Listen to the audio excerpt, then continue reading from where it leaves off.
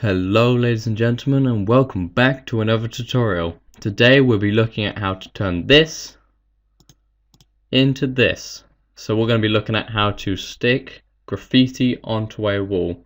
If you want to follow along, as always, I've provided the stock photo below. So let's get started. Let's just close that. Okay, so let's start by opening up our photo, or any photo of a wall of your choosing.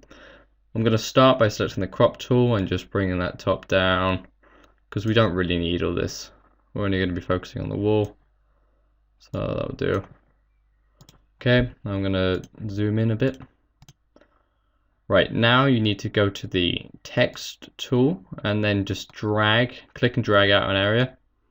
And I'm going to use, you can use any font you want for this, but I'm gonna go for sort of a maybe graffiti style font. I've got Forza, and I'm just gonna type in hello, and I'm gonna Control A, select all the text, and then I'm gonna click this swatch here and just bring it down to like a nice dark black. Let's see, play around with, yeah, let's get something like that. Okay. A size of 200 is going to be nice for me. You may have to adjust that. If you want to adjust the spacing between the letters, you need to go to Window, Character, and you should get a menu like this. And then you need to change the tracking. Mine's at 50 right now, but as you can see, if I turn it to -75, pushes it all really close together. So I'm going to go about 50, and click the tick when you're done, and grab the Move tool, which is going to move this. Now we want to apply some perspective to this text. So first we need to right click this text layer and then click Rasterize Type, and then we're going to go to Edit, Transform, Perspective. Now let me just zoom in a bit more. Just reposition, right, Edit, Transform, Perspective. Now if I drag this corner up, you can see it changes the perspective. However, undo that. If we drag it sideways, you can see you get this sort of effect. Okay, so we want to kind of line it up with the wall. Bring that to about there, which is if you see it like kind of snapping into position, that's because you need to go to View and turn Snap off. Okay. So I'm going to go about -2.4 and click tick, and then I'm going to press Control T. Alternatively, you can go to Edit, Free Transform. I'm just going to rotate it a tiny bit by -1.9 degrees, and then I'm going to grab my Move tool. Oh, sorry. I'm going to grab my Move tool and just realign it. I've got some really strange lines here, so I'm just going to grab the rubber tool. Turn the hardness up. Actually, turn the hardness down. And I'm just going to rub these out. Don't need these. I'm just going to... Yep. Get those. It's looking good. Right, now we're going to get to the actual graffiti effects. So what we want to do is set our layer blending mode from normal to overlay. And as you can see, some of the background texture is coming through.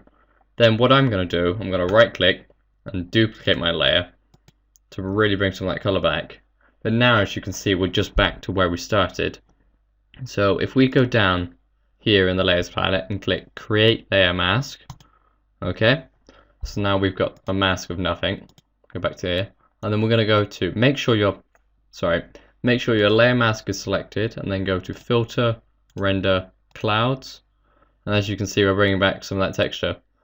And now, as you can see, this is the mask that we've created. But we want to create a more kind of... We basically need to increase the contrast, so the difference between the blacks and whites is a lot stronger. And then we'll have a much cleaner effect. So select your layer mask, and then go to Image Adjustments, Levels. And now we're going to adjust the white slider. I'm just going to bring that forward. And then I'm going to adjust this grey slider. So let's go something like, okay, yeah, 0, 0.35 and 132. If you click OK, and then Alt click our thumbnail, we can see what this has now done.